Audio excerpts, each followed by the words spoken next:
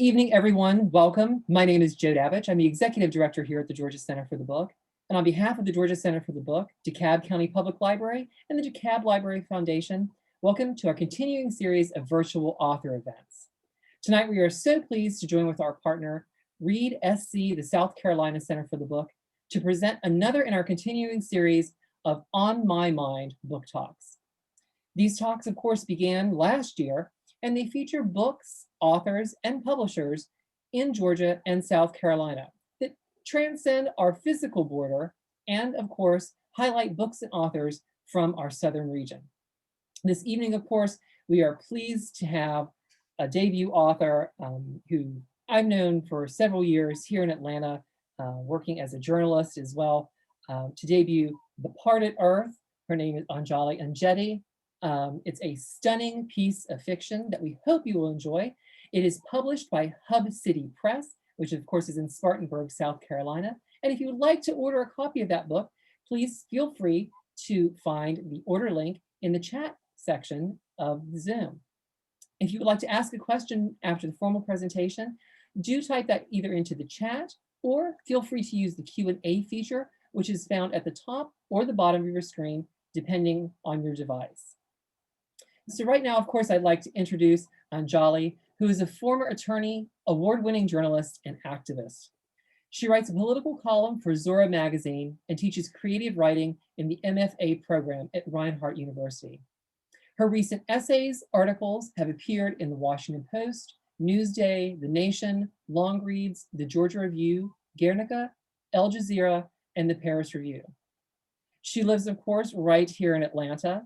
The Parted Earth is her debut novel, but you will also find that Southbound, Essays on Identity, Inheritance, and Social Change has also been published by the University of Georgia Press, a press that we often feature in many of our programs as well.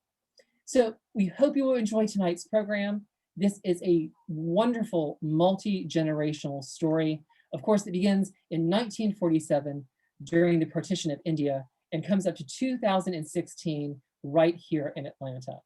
Right now, I would like to welcome Anjali Enjeti. Anjali? Thank you so much, everybody. Good to see you, Joe, after so long. I'm so honored and thrilled to be here with the Georgia Center for the Book. I've attended many events, of course, in person pre-COVID. And it's a place that I always dreamed I might be able to speak at if I'd ever gotten a book published. So this feels like a dream come true for me. As Joe mentioned, my collection of essays, Southbound, was just recently published a couple weeks ago by University of Georgia Press. And my debut novel, The Parted Earth, just came out on Tuesday. I thought I would begin this evening by reading you a short excerpt of the novel. Joe sort of alluded to the fact that the book takes place over several decades, 7 decades actually, and it begins in New Delhi in India in 1947 during the beginning of the partition, and winds its way through several countries and including in Atlanta. The character who lives in Atlanta, her name is Shawn Johnson. She goes by Shawn for short. Her full first name is Shanti. And she is 41 years old in 2016, experiences a miscarriage and a divorce. So her life is falling apart. But there is one scene in the book that shows Shawn when she is 10 years old. When she is 10, she goes to visit India for the first time with her father. Her father had abandoned her when she was 5 and decided to pack up everything and move to New Delhi. This was very strange to Shawn because he'd never lived in New Delhi. He'd spent his entire life, in most of his childhood and young adult life in London. And Shawn feels very abandoned by him. And This scene that I'm going to read for you takes place on one of their side trips to Agra to visit the Taj Mahal. So we have a scene here I'm going to read from Sean's point of view, which is at the Taj Mahal in the 1980s when she's 10 years old. Her mother's skin was a creamy white, like almost everyone's in Seattle. Sean had to claim or be claimed by her mother to prove their shared genes. Complete strangers would ask Sean, "Oh, are you adopted?" They asked her mother, "Is she your stepdaughter?" Here in India, Sean could see herself in her other parent, could match her skin to the skin of so many others around her. For the first time, she looked like everyone else, even though every Indian seemed to know she was an American. Sean and her father joined the crowd and followed along the path. With each step, the dome sprouted higher into the bright, cloudless sky. Its girth widened. When they finally reached the platform, they began a steep ascent. On the terrace, her father pivoted her body, directed her gaze along the banks of a shallow river. "See there? It's Agra Fort." In the distance, red cylindrical towers kissed low-lying clouds. Walls, like decorative curtains, strung them together. "That's the palace where Emperor Shah Jahan ruled India," he said. "When Mumtaz died, he built the Taj Mahal here so he could watch over her from Agra Fort. When he died, they entombed him here with her." He paused. "Isn't that a lovely thought? He never wanted to be apart from his wife." The truth of his statement stung. The emperor had never wanted to be away from the queen, but her own father had gone as far away from her and her mother as he could. "I never knew my father," he said. His gaze locked on hers. "Did I ever tell you that?" The words fell out of his mouth, landed with a thud between them. His father, her grandfather. She knew this, though how she came to know it escaped her. She had always seemed to know about this absence in her father's life, much the same way she always knew of her own father's absence in hers. "I've no idea what he even looks like," he continued. "I think about him every day, though." He had seemed oblivious to the fact that they shared this kind of sadness of missing fathers. She wanted to shake him in that moment. His decision to move to India without her had been a selfish one. He still did not see it as such 5 years into his relocation, was wholly unaware of how his absence continued to hurt her, how it made her feel so lonely. For her 8th birthday, he had mailed her a globe, the earth parted by latitudes and longitudes, oceans and continents. She had measured with her hands the distance between Seattle and India. 9 hands. The sun never shone on them at the same time. He had moved so far away from her, he might as well have moved to the moon. When he lifted his face, his gaze traced the horizon, settled back on Agra Fort. "Nothing makes me happier than having you here with me now," he said. "No one has ever meant more to me than you." She smiled, her first of the day. If these rare moments were all they could ever have together, maybe it would be enough. And there you go, short excerpt there of The Parted Earth. One thing I should have mentioned that I didn't is that Sean is biracial. Her father is Indian and her mother is white, and she grows up in Seattle and settles in Atlanta in adulthood. So one of the center forces of this novel is the fact that when Sean's father abandons her when she is 5 and then passes away soon after this trip she takes to India with him, she's essentially cut off completely from her Indian heritage and her Indian culture. So just wanted to add that.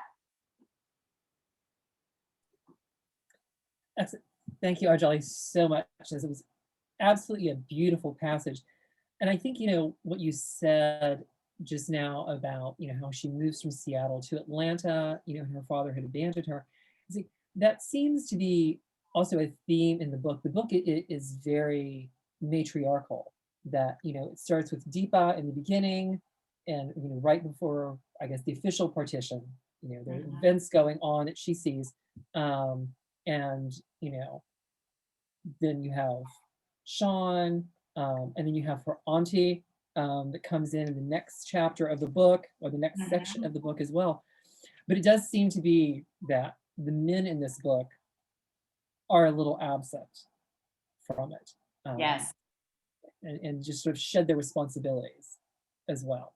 But I think that's something that you women sometimes have to do. What they seem to have to, shoulder these sort of like life burdens. But I think it's told beautifully in the book. Thank you.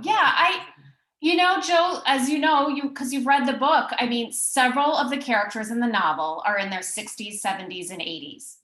And they are shepherding a lot of trauma that they've carried for many, many decades. And it was important for me for this novel to be an ode to people in their twilight years. The women, I see women as the people in our ancestry who hold all of our stories. They hold our culture. They hold our traditions. They pass on the foods that we eat. The women seems to be the keeper of our legacies. So it was really important for me to honor that in these women, right? I mean, when we get heirlooms, it's most often coming from our mothers and our aunts and our grandmothers. And so, I wanted women, and I wanted older women who had survived so much to be the ones who end up getting to tell their stories, because they are often the people who have to guard their family histories and to make sure that they get passed down. And so it was really important for me to have Sean, who later in the book connects with people of the generation or two generations above her, in order to figure out and understand her own history and her own past. I do have to say it, and it's not a spoiler or anything like. I loved, Chandani driving that pickup truck.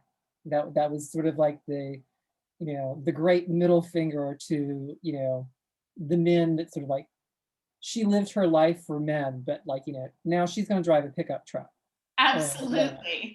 It was great. I was like, I actually laughed when I read that, because it's like, her pulling up in this pickup truck, with her little hand waving out the window.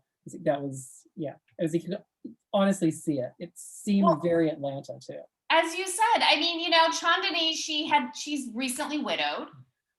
She feels like she has to uproot herself from her life in New Jersey and move down to Atlanta for a fresh start. And she doesn't have a community. She has a niece that she hangs out with, that we don't see in the book, but she really doesn't have many friends, and moves a few doors down from Sean. And on the surface, they don't seem to have much in common. Sean finds her a little grating, her personality. But I mean, I think what happens is that Chandani meets Sean at a time in Sean's life when she's so broken that Sean almost has no choice but to accept Chandani's friendship. Like, she probably would have ignored her had she not lost her pregnancy, had her marriage not dissolved, and had everything else in her life been perfect. Maybe that friendship would never have existed. But because Sean is in a place of complete brokenness, Chandani is just now starting to get out of her brokenness. She's just now starting to sort of live life on her own terms in her late 60s, after being married for a very long time. And so they're able to fall into a friendship with one another so easily, because of where they're meeting each other in their stations in life. But otherwise, I don't know that that's the kind of friendship that would have come between these two characters. Excellent. Well, folks, if you have any questions, feel free to go ahead and type them into the chat, or use the Q&A feature, and we'll get those rolling from you all as well. So I know I mentioned this before we started the event, but I kind of did a deep dive this afternoon on the history of the partition of India. Because, I feel like so many things, we're given just a very small capsule history of this in our educations, whether it be in high school or college. And then you really have to either seek it out with individual coursework or seek it out yourself for this. And I was just, I was astounded by what I really didn't know and what kind of was glossed over in this. But I think with the part of Earth, like a lot of the things that I was reading today, that the partition really did color generations of Indians, of Pakistanis, and Absolutely. really just, we're coming up on the 75th anniversary of it next year, and that it still is such a major part of the cultural fabric of Absolutely. everyone, of the, Yeah, I mean, you totally nailed it, Joe. And let me just start by saying that your awakening to what really happened then is something that also happened to me, because even though my father's family is from India, and I had heard about partition a little bit growing up. Uh, I didn't learn about it formally in any way either. I didn't learn about it in elementary, middle, high school, went to college, and then after college, I decided independently on my own that I was going to educate myself about partition. And I started reading. So this is like the mid 1990s, right? This was when I had barely, I don't even know if I started using the internet yet, to be quite honest. I was a late bloomer when it came to AOL back then. So I started reading independently. I started going to the bookstore, I started going to the library and checking out any books that they had available about partition. And I was shocked about what I didn't know. I had no idea that between 1 and 2 million people perished, that 15 million people became refugees overnight, basically. It's the largest human migration in history. And I had no idea that the strife and the tensions continued.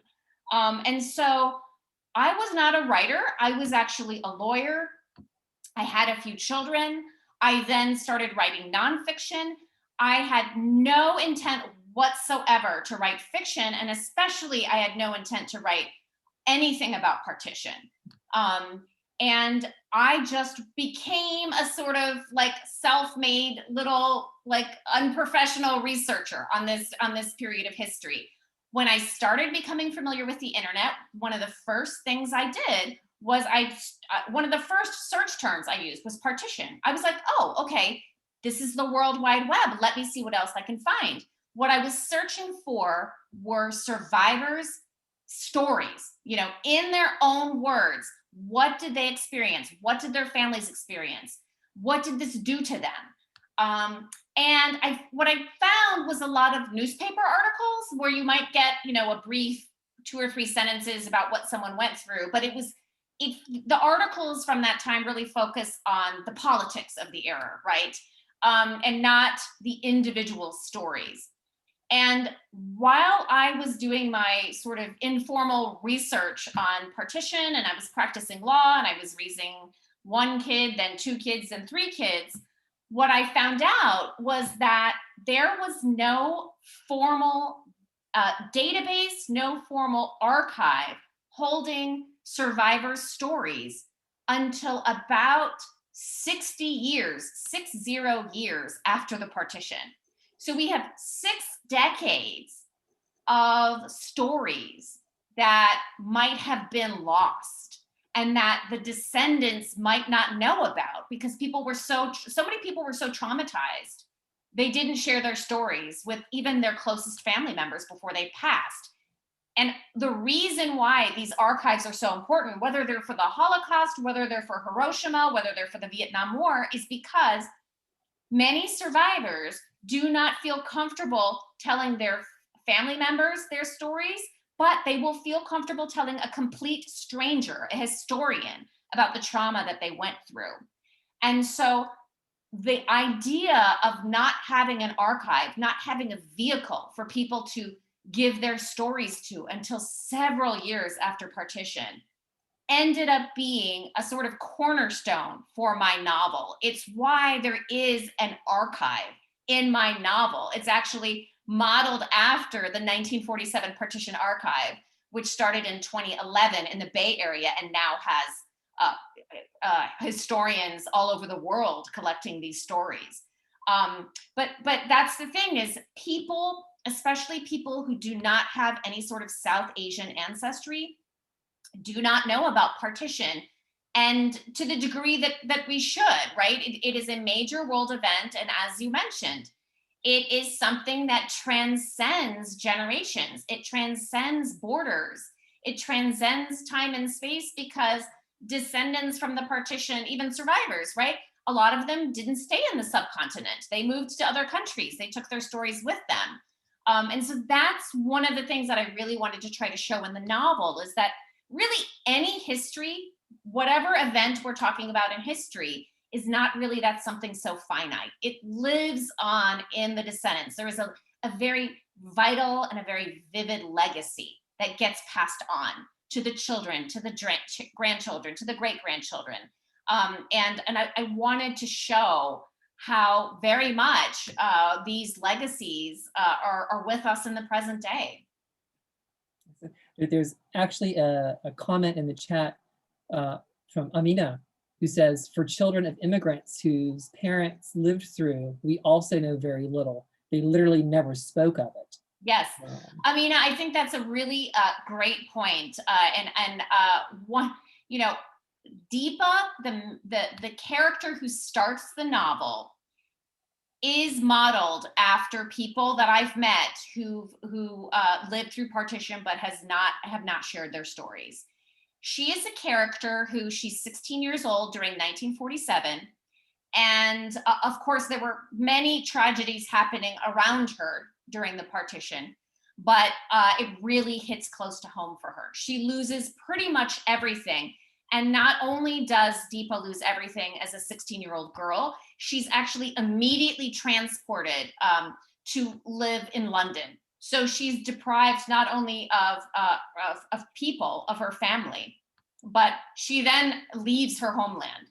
So she's immediately sort of cut off, and she carries this trauma for the rest of her life, and she is not able to talk about it.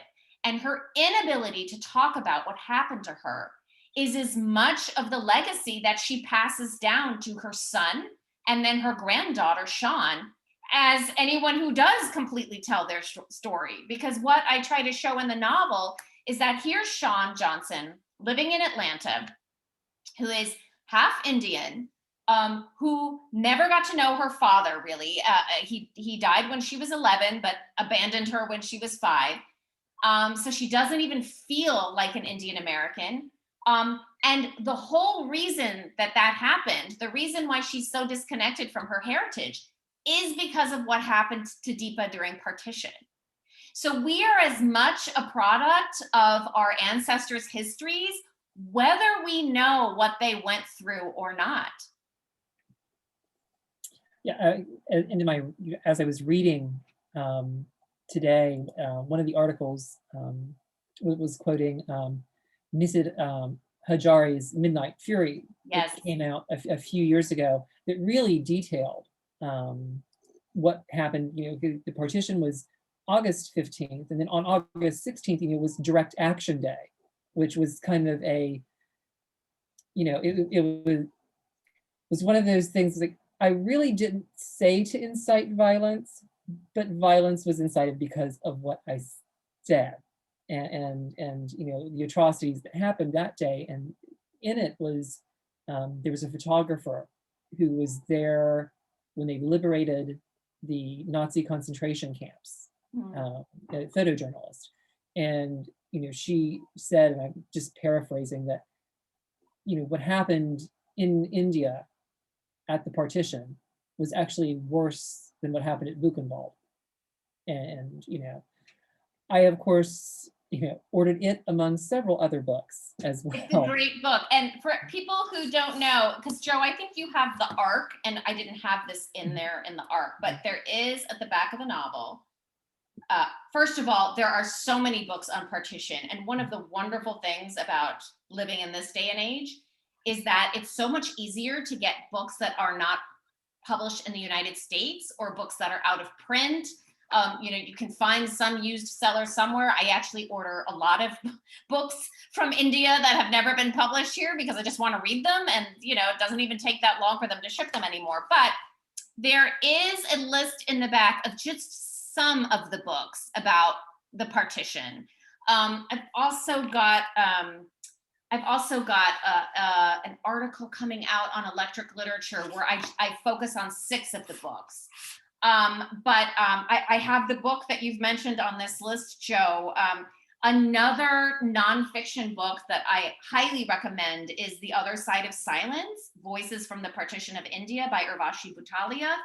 This book actually has detailed survivors' testimonies in there. These are people that the author either was related to or people she meets through relatives and friends. But yeah, the wonderful thing now is that we can access books in a way that when I was first learning about partition in 1995, like I didn't know how to look up a book that was published in the subcontinent but not in the US. I didn't know how to order books that were out of print. And what's great is that we can actually get so many of these books, many of them that are published in the subcontinent that have already been translated into English. So if you only know English like me, you can still read these books. So there's a lot more accessibility that we have today to learn about these world histories that we might not know about. And so it's a great way to discover parts of history that we don't know. So you just mentioned electric literature, and of course we know Southbound came out. And you mentioned you didn't set out to be a fiction writer when you started this. So what drew you to fiction for this particular story instead of maybe trying to piece a series of biographical sketches together that mirrored what you were doing here in the book? It's interesting, Joe, because I find fiction so much more difficult to write than nonfiction, and except in one respect, which is when I'm writing about things that are just truly terrible, I feel like it's easier to do it in fiction. But so that's a little part of it. But let me give you a brief overview of like the origin of this story. So I grew up, so I don't have any family members who lived through partition because my Indian family lived in the southern part of India, in Chennai and in Hyderabad. And Hyderabad actually has its own very interesting partition story. But my family was living in Chennai at the time. So in Chennai, what you saw were a lot of refugees coming to live in the city, but they did not experience direct violence. But I had been reading about partition for years. And in 2011, after 19 years, I went back to India for the first time to my cousin's wedding. I grew up visiting India. I'm still close to my Indian family members. But 19 years went by and I didn't go. So I took my husband and my 3 small children, and I went with my parents to go to India to this wedding. My grandmother had passed away about 4 or 5 years earlier. And I had missed her terribly. I was so sad when she died. But when I landed in Delhi to go to this wedding, I was hit all over again by her death. It was almost like she had just died again. I think because it was my first time visiting India since both of my grandparents had passed away, that I had just like this fresh wave of grief suddenly overcome me. And so we went around India. We did a lot of touristy type things before we ended up where the wedding was. And one of the places we visited was Agra to take my husband and my kids to see the Taj Mahal. I had been so lucky. I had seen the Taj Mahal probably 4 other times in my life. But we were going to take my husband and my 3 daughters. So we go to the Taj Mahal, and of course, as soon as I get there, there's so much symbolism there, because the Taj Mahal is this.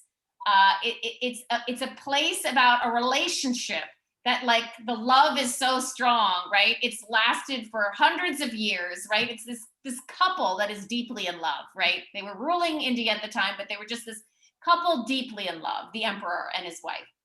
So I walking around the Taj Mahal, and I walk up to the terrace, and the sun is setting in the west, and I'm facing west, and there's the mosque, and then there's the Yamuna River, and there's Agra Fort, right? The scene that I just read at the beginning of the hour is me sort of recreating this experience. And as I was standing there, I realized that I was standing in the exact same spot as I was with my grandmother when I was there in India 19 years earlier. So I was just overcome by this feeling of emotion, and it just felt like this very spiritual moment to me. So as I was standing there and just really suddenly missing my grandmother, but also feeling very strongly her presence, I had this idea in my head about a grandmother and a granddaughter who had been separated. And 3 weeks later, when we left India, I had the entire story in my head for The Parted Earth.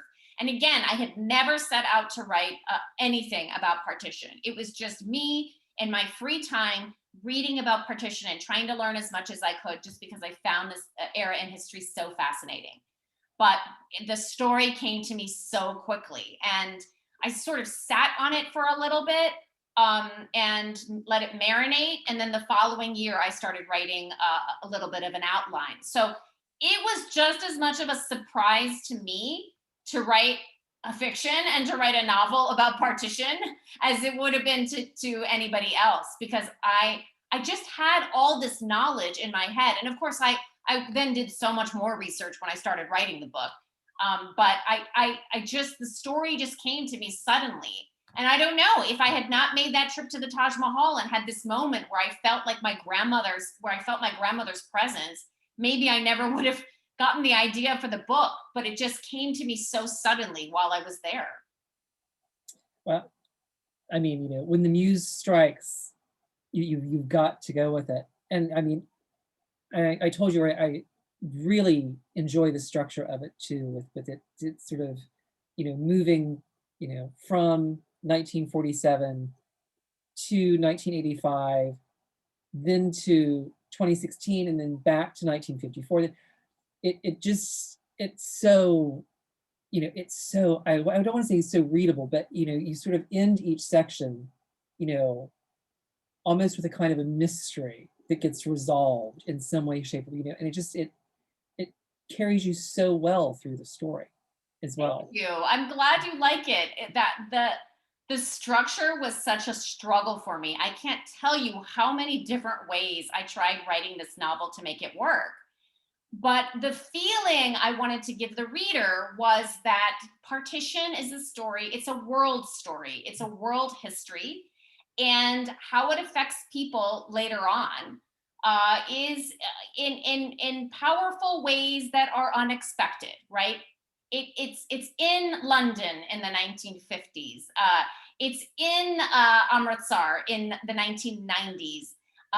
The story is in Amsterdam in 2017. So I wanted to make it evident that this was a story that traversed decades and countries and continents, and that the pieces of the story could be found in so many places, and affect so many people, that I sort of backed myself into this structure where I just stripped away all the scenes that I had written that I didn't actually need to show what I was trying to do with the book, but really make it clear how widespread the impact and the effect of partition was on so many people and in so many geographies.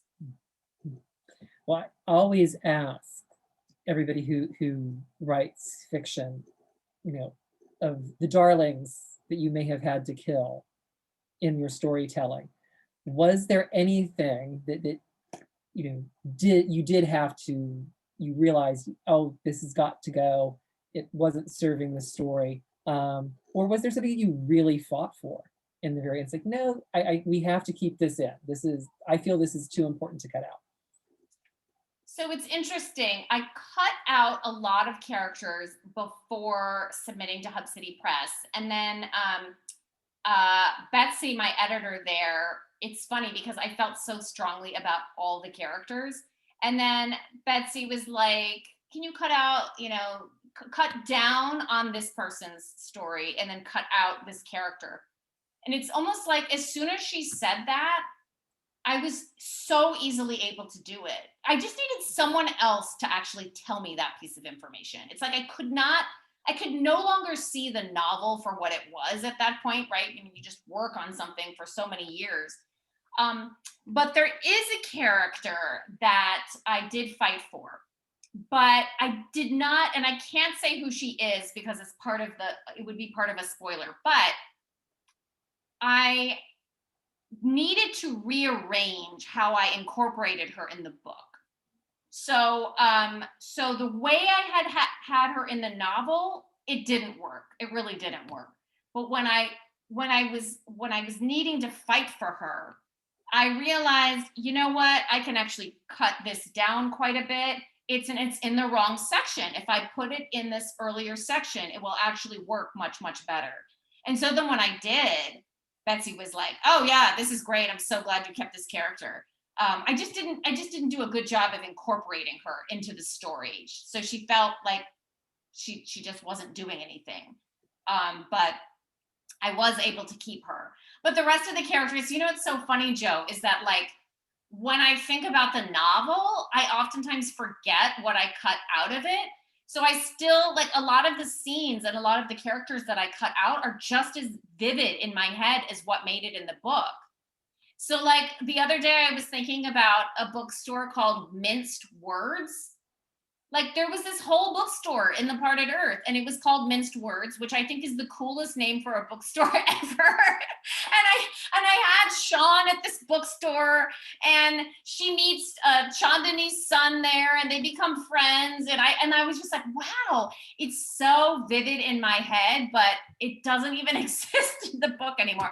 So if anybody is a writer listening, if you want to use the name of a bookstore called Minced Words as a bookstore and in your novel, please take it. I think it's a really good idea for a bookstore name.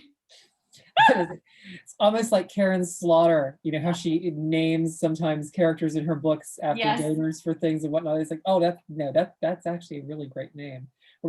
Someone's going to open a bookstore in the next couple years and it's going to be called Minced Words. I will shop there. I hope they do. I will happily shop there. Oh, that's excellent. Let's take a few minutes now that we've talked about your fiction, let's talk about Southbound and your nonfiction, because I do believe when I first met you, you had you were writing for the Indian magazine. Yes, Cover Magazine, yes. Yes, and so I was introduced to you from your nonfiction articles originally. But UGA Press, I've always, for years now, been impressed with UGA Press.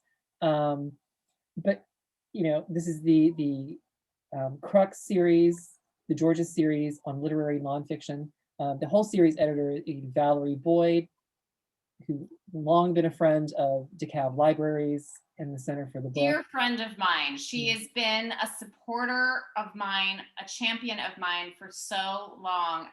Valerie Boyd makes the short list of people who, if I had not encountered her, and Jessica Handler is on this list as well, if I had never met them here in the Atlanta area, I might not be a writer today. Truthfully, the two of them, among a small group of people, are the reason that I'm still writing, because I just would have given up a long time ago if it wasn't for their encouragement. Yeah, Jessica is fantastic. Braving the Fire is a great book on writing. But, I mean, this particular book on essays, especially with Atlanta, the South is changing. We've seen the change of the South here in 2020, especially in Georgia. But you know, Atlanta, we have the largest mosque in the Southeast. You know, we have a huge Hindu temple in Lilburn. You know, Yes. it is no longer, you know, the fried chicken and waffles South anymore. And you know, it's changing rapidly. And you know, it's, I mean, it's just, you know, once again, it speaks so much to what the New South is like.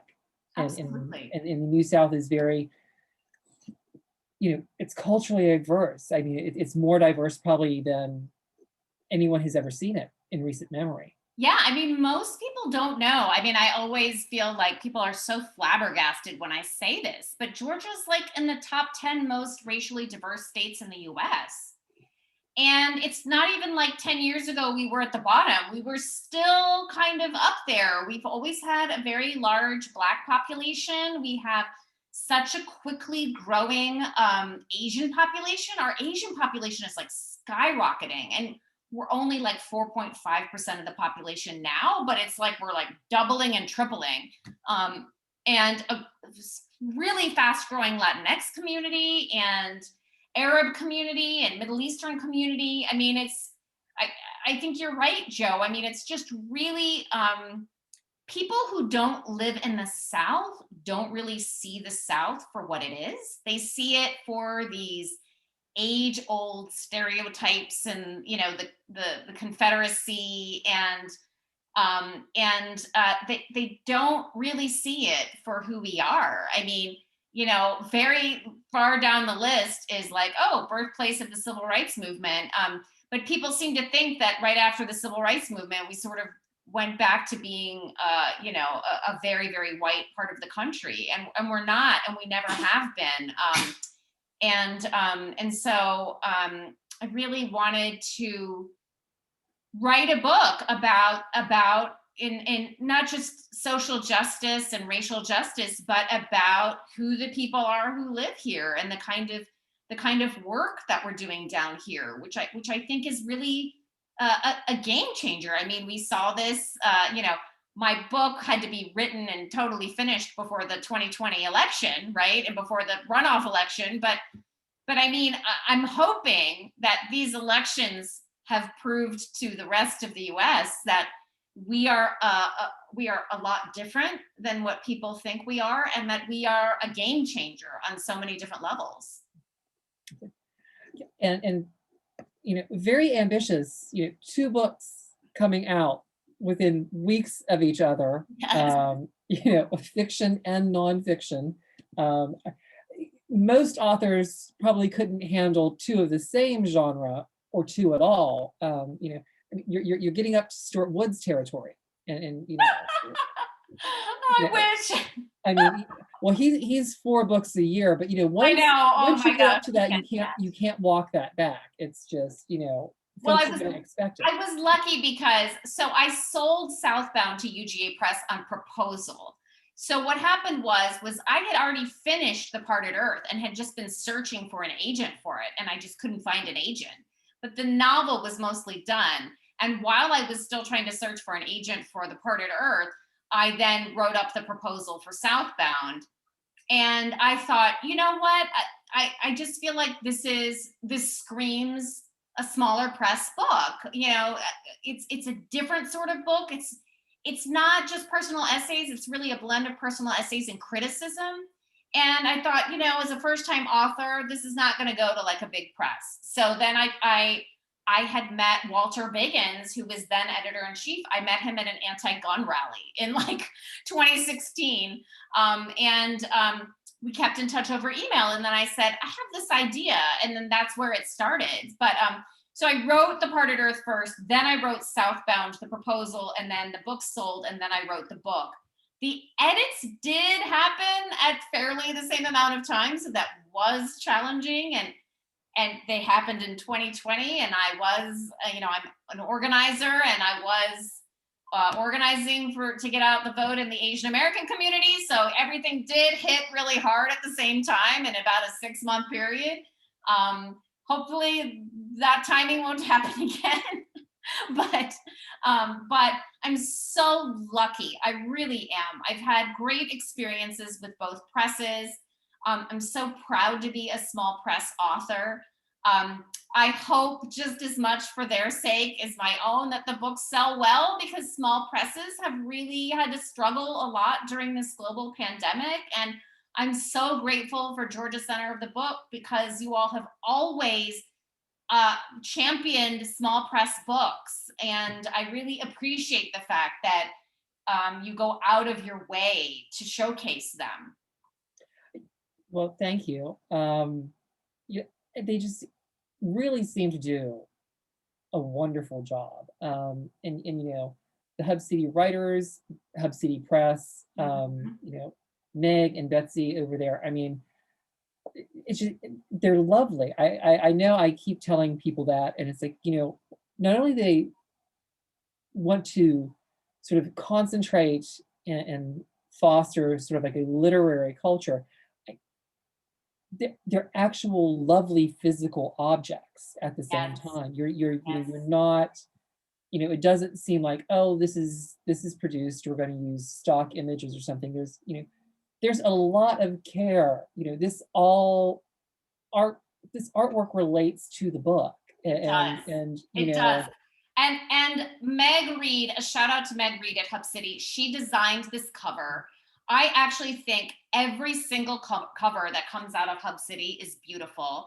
And for those of you who haven't read the book yet, this is a crane, and the cranes are very symbolic in the book. Yes, they're tips inside of too. pages. Yes. And you know, for folks not in publishing, you know, this is not a, oh hey, we're just going to throw that there, there's not an extra charge kind of thing. You know, that's, you know, that does cost a little extra, shockingly. I mean, you just can't throw that kind of a It does. And detail. let me show you, Joe. So the novel's divided into 3 different parts. And so here's an example of what's in between each of the parts, right? I mean, it's the copy of the cover. And they make beautiful books, and it's, I mean, it really, the care they put into the book, it's just, you want to pick them up and hold them. And I've been reading Hub City Press for many years. You know, and I've bought their books for many years, and every time I get one in the mail, I just, you know, this is long before I submitted my own writing to them. I just loved a Hub City Press book. I mean, I've reviewed them as a book reviewer, and I've been a reader of them, and I just love to hold a Hub City Press book. They're just they're like artwork. Truly. Well, and it hasn't been in Atlanta for, you know, the what is CLCP, the Small Press Consortium book fair. Yes. And that was always so fascinating to go to.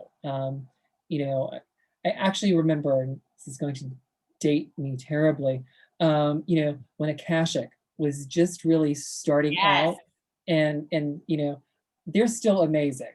They are still amazing. But I remember some of those first books that they put out, you know, it was not standard size, and they would, you know, do great sort of like onion skin paper covers, and just really try and bring out with the physical book what the author was conveying, you know, in the text of the book. I love Akashic. I love their books. Mhm. Yeah, you're right. They are consistently putting out just beautiful products, and you just want to hold them, and you want to have them on your bookshelves. And you know, you know, as bigger presses keep consolidating and consolidating and consolidating, you know, I personally feel like those books don't get the kind of loving individual attention that small press publishers give our books, because they're, you know, they're only going to release between, you know, some of them only release 5 books a year, others may release 30, but it's a small number of books. And we're lucky as authors, because we get people who, you know, care what we think about the cover, and who care what we think of the book looks like. Yeah, it's been a great experience, and I feel really so loved by both of my presses. Well, let's give everybody one more chance. If you have any questions, feel free to go ahead and type them into the chat or put them in the Q&A section. But while waiting for that, what's next on your docket? I know we have a couple more years before we have, everybody's starting to throw their hats in the ring for the Georgia governorship, but we've got a little bit of time for that, and so what are you working on next? So I am working on another novel. So before I wrote Departed Earth, I actually did write another novel, had an agent for it. It didn't work out with the agent, and then I sort of put this novel in a drawer. My dog is fussing. Hang on one second. I'm gonna hold her, and then people get to see my dog. This is Trixie, my writing companion. So I'm working on another novel that actually primarily will take place in the North Georgia mountains, which I love. I love North Georgia. I love the Appalachian Mountains. I love hiking up there and going to waterfalls, and I have this goal to hike the Georgia portion of the Appalachian Trail in the next few years. Who knows whether I will stick with that, but this novel is kind of more of a classic small town novel, but it centers two characters who live in other countries. And in the 1970s, they exercise very bad judgment. They are strangers. One of them lives in Germany, one of them lives in India. They exercise very bad judgment with dire consequences on other people. And then they end up meeting coincidentally in North Georgia, in the mountains, and build a friendship sort of based on kind of the guilt and the regret that they have and the secrets that they're carrying for these other bad acts that they did. But then things start to fall apart and another tragedy ends up happening involving the both of them together. So that's kind of where I am, still set in other countries, but it's going to be definitely more of a book that's Georgia focused. It's sort of my ode to one of my favorite places in the United States is North Georgia. I'm always going up there, beautiful up there, and it's sort of my place to relax and be in nature and just breathe that clear mountain air. It is lovely. We had the Georgia Literary Festival in Sati, Nakuchi, Nice. years ago. I was able to go back, and when sort of everybody was hiding out in the North Georgia mountains, when the pandemic was in its throes. It's like, okay, we're gonna go rent a cabin and just hide out from everyone. But the Pottery Museum and the gymnasium and the mound that's there, it was a gorgeous backdrop for a literary festival. And we honored Betty Sellers, Barbara Brown Taylor. Nice. There's a lot, and there's a lot of great Georgia authors.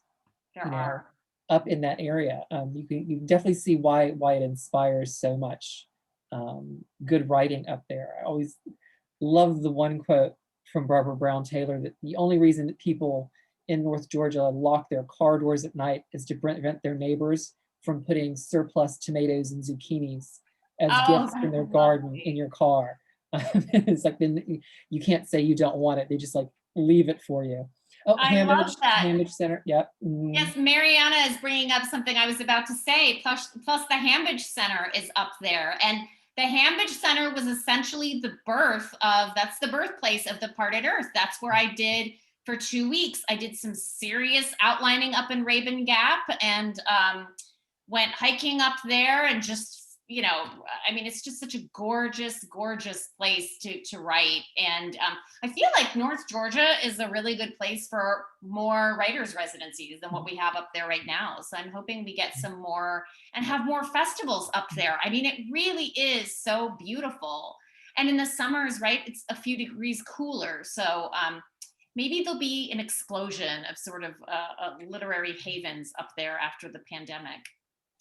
Yeah, well, and the Lillian Smith Center is up there. And Lillian Smith is just, she one of those writers that I learned about and that I knew about when I moved to Georgia and started working with the Center for the Book. But just within the past few years, I think she has really just blossomed and once again been on the forefront of a lot of people's lists of authors when you look for writers on, you know, social justice and social change. Mhm.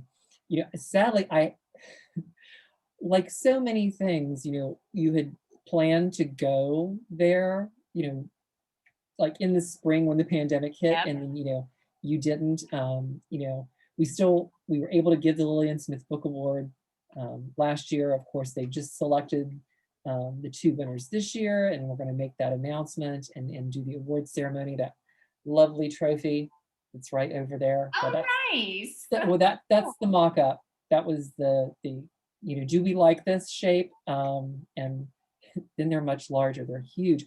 But you know, what a lovely center they have up there. And you know, there's the Lillian Smith grave site, and then all the writers centers. Um, you know, I mean, I can't imagine a better place to get away from everything and just sit down and write it. Now, Absolutely. is Hambridge, is that the one where they sort of deliver you breakfast and lunch, but you all have to meet for dinner?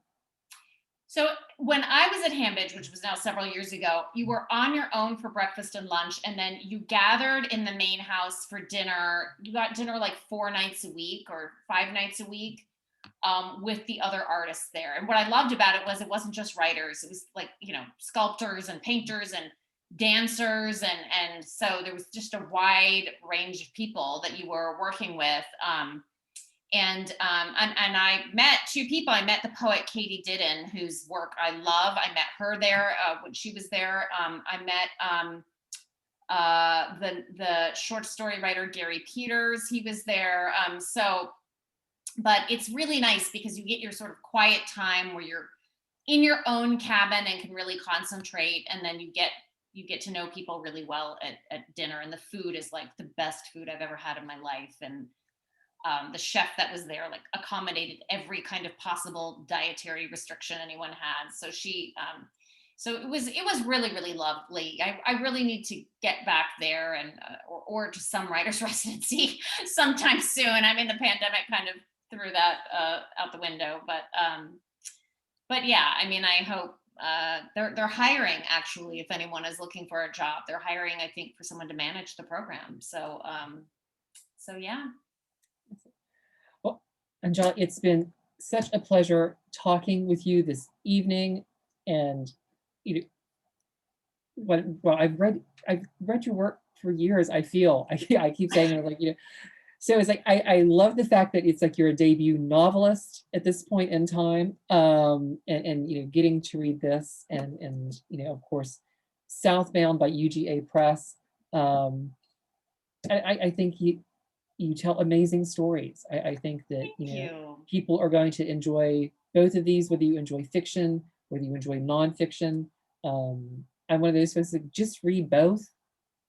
You know, there's a reason why Yay, we're in, that's a great idea. there's a reason why we're in a library. Just read both. You know, and it's a great thing about essays and nonfiction. You don't have to read them straight through. Yes, absolutely. Pick them up, you know, as they come to you, and you know, read them one at a time. You know, you will not do that for The Parted Earth. Once again, it's you will read it straight through. You know, I was tearing through it again today, and I'm sure you all will. Thank you once again to Hub City Press for you know, delivering a gorgeous book. Of course, the order link was in the chat. Feel free to go ahead and click on it and order yourself a copy. You know, it is a whopping 2 days old, so do support it. And Hub City Press and UGA Press with Southbound as well. I am sure we are going to see you again for more conversations and for Hopefully that next someday one. in person. Yes, yes, we do look forward to getting back to our regular library events and author signings, although they may use a wider table for people to pass books across to sign for a little while. But yes, I can't wait to, you know, have to place an order for good pens so authors can sign their books in the building with good pens. So, but Sounds Anjali, great. thank you so very much Thank for you so much for both of having you me, both. Joe. This was so fun, and take care, and hopefully we'll see each other in person sometime later this year. Thank you, you as well. And thank you to everyone at home. Thank you for allowing us into your homes this evening. We hope you enjoyed our chat, and we will see you all again very, very soon. Have a wonderful evening.